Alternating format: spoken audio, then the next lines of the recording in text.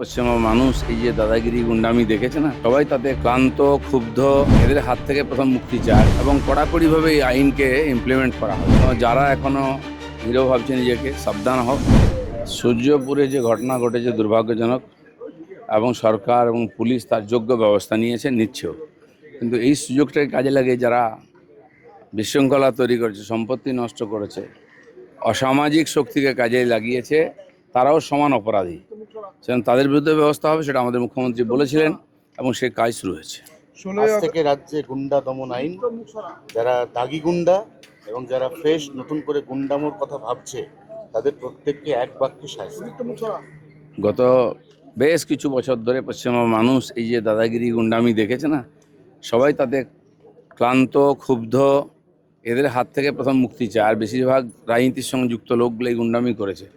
তাই আজকে আমাদেরকে নতুন করে আইন আনতে হয়েছে এবং কড়াকড়িভাবে এই আইনকে ইমপ্লিমেন্ট করা হবে। সেজন্য যারা এখনও হিরো ভাবছে নিজেকে, সাবধান হোক। আর যাদের বিরুদ্ধে এই ধরনের কমপ্লেন অলরেডি হয়ে গেছে, তারা তো ছাড়া পাবে না। সাধারণ মানুষ যারা ভয় পাচ্ছেন, এখনও কথা বলছেন না, অনেক ডিপার্টমেন্টে এরকম লুকিয়ে আছে লোক, তারাও গুন্ডামি করছে, তারাও অপরাধী।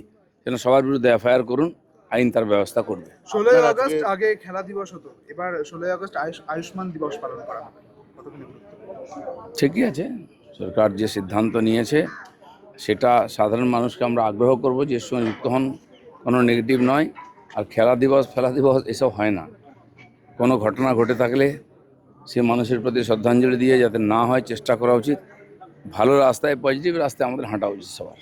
অনেক দলীয় কর্মী, নিচুতলার কর্মী, তাদের ক্ষোভ বিক্ষোভ, তাদের অভিমান, এতদ সত্ত্বেও আজ আপনিও কয়েক ঘন্টার মধ্যে যাবেন বিধানসভায়, যেখানে আপনাদের নব মনোনীত রাজ্যসভার প্রার্থীরা তাদের প্রাথমিক একটা নির্বাচনের প্রথম পদক্ষেপ, যেটা সেখানে এরকম বেশ কিছু নাম রয়েছে যেগুলো নিয়ে এখনো পর্যন্ত দলের নিচু তলা থেকে মাঝারি তলা বিভিন্ন কর্মীদের একটা ক্ষোভ রয়েছে।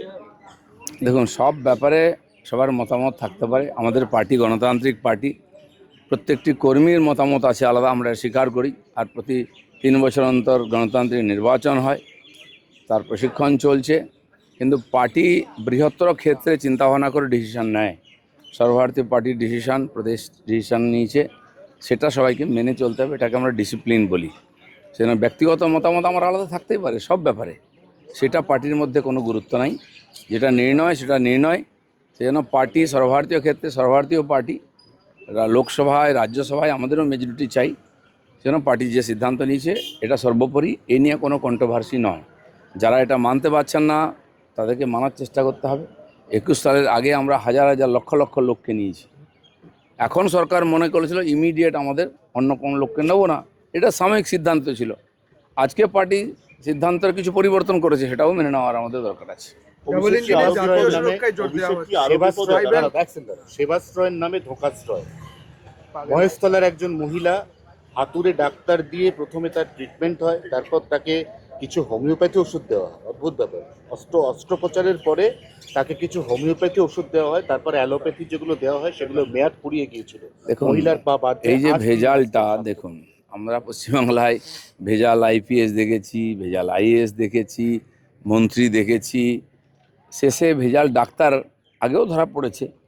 এই যে বিশাল বড় একটা অভিযান চালানো হয়েছে সেবাশ্রয়ের নামে, 600 কোটি টাকা খরচা করা হয়েছে, টাকা তোলা হয়েছে, সরকারি টাকা অপচয় হয়েছে। দেখা গেল ভিতরটা পুরো ফাঁপা। জুনিয়র ডাক্তার নাহলে ডাক্তারই নয়, এরকম লোককে দিয়ে ট্রিটমেন্ট করানো হয়েছে। বহু মানুষের জীবন সংকট হয়েছে খালি রাজনীতিক স্বার্থে। যে মহিলার পা কাটা গেছে, আরও কিছু লোক আছেন যারা ক্ষতিগ্রস্ত, তারা কমপ্লেন করছেন। খুবই অপরাধজনক কাজ এটা। যারা এর সঙ্গে যুক্ত সবাইকে সাজা দেওয়া হবে। আর আমি বলছি, যারা ক্ষতিগ্রস্ত হয়েছেন তারা পুলিশে কমপ্লেন করুন, তার সমস্ত ব্যবস্থা হবে। দীর্ঘ কয়েক দশক পর এবার অবশেষে সেকেন্ডারি রানওয়ের কাজ শুরু হচ্ছে। এবার মসজিদ অবশ্যই দরকার। আমাদের কলকাতা এয়ারপোর্টের উপরে এত চাপ বেড়ে গেছে, একটা রানওয়ে দিয়ে কাজ হচ্ছে না, লেট হয়। আর একটা রানওয়ে আইডল পড়ে থাকতো অনেকদিন ধরে, খালি রাজনীতিক কারণে কিছু লোককে বসিয়ে দেওয়া হয়েছে। নামাজ পড়া বা পূজা করা এয়ারপোর্টের মধ্যে সম্ভব নয়। আমরা ফুটপাথ খালি করছি, আমরা স্টেশনের প্ল্যাটফর্ম খালি করছি, এয়ারপোর্টও খালি হবে। আমার তো মনে হয় যারা ওখানে আছেন তারা ঠিকঠাক সহযোগিতা করুন, সরে যান বৃহত্তর স্বার্থে। ওইরকম একটা ওখানে থাকতে পারে না কনস্ট্রাকশন। আমার মনে হয় তারাও ব্যাপারটা বুঝেছেন, সরে গেছেন। এভাবে আলোচনার মাধ্যমে সমস্যার সমাধান হবে। এবং বাংলা এগোবে। এবার ডাবল ইঞ্জিন সরকারে অরুণাচল মডেলের মতো বাংলায়ও দেখা যাচ্ছে ভাইব্রেন্ট ভিলেজ তৈরি হচ্ছে মডেল। না, অলরেডি আগে থেকেই আছে এগুলো, সরকারি কেন্দ্র সরকারের প্রকল্প আছে। একদিন তো ভিলেজ কোথায়, শহরের লোক বঞ্চিত ছিল, তো এখন যেমন 30,000 কোটি টাকা জল জীবন মিশনের লুট হয়ে গেছে, কোথাও জল পৌঁছয়নি, কী হয়েছে কেউ জানে না। এগুলো ইনকোয়ারি হবে, সাধারণ গরিব মানুষের জন্য এই সুবিধাগুলো। আর এই ধরনের বিভিন্ন প্রকল্পের মাধ্যমে গ্রামের সাধারণ মানুষের কাছে আর সুবিধা পৌঁছে দেওয়ার জন্য কেন্দ্রীয় যোজনা আছে, তার লাভ আমরা নিচ্ছি। তৃণমূল ভবনে কে বসবে সেই নিয়ে দড়িটা ঋতব্রত শিবির বলছে যে আমাদের কাছে নোটিশ আছে, আর কালীঘাট বলছে যে ওদের ওটা নোটিশ না, ওটা অবজারভেশন, এখনো কিছু হয়নি। দেখুন, আইন কানুন তা আমাদের এতে কোনো ইন্টারেস্ট নেই। আমরা চাই তারা বিরোধী দল, বিরোধী হিসাবে বিধানসভায় আসুন, সরকারের কাজের আলোচনা করুন, সমালোচনা করুন, যাতে কাজ ঠিকঠাক হয়, সহযোগিতাও করুন। ঠিক মিউনিসিপ্যালিটি কর্পোরেশনগুলো তো তাই করুন। মানুষ ভোট দিয়েছে, পঞ্চায়েতেও আসুন, তারা নিজেদের দায়িত্ব পালন করুন। কোথাও তারা ক্ষমতায় আছেন, কোথায় বিরোধিতা আছেন। এতদিন সরকার চালালেন, এত কিছু করলেন, আজকে সহযোগিতাও করবেন না, নিজেরা লড়াই করবেন, সেই জন্য তো লোকে ভোট দেয়নি। 21শে জুলাই আসতে আর তো বেশি বাকি নেই। এখন এবারের 21শে জুলাই কোথায় হবে, কারা করবে, কারা আসল এবং কারা নকল, এটা এখনো পর্যন্ত রাজ্যবাসী বুঝতেই পারছে না। এ কেমন সরকার চলছে? দেখুন, একটা জিনিস তো বন্ধ হবে, 21 জুলাইয়ের ডিম ভাত বন্ধ হবে।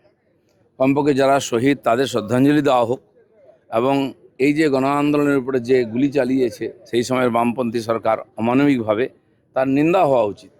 তারা সবাই শহীদ, সবার কাছে তারা শ্রদ্ধেয়।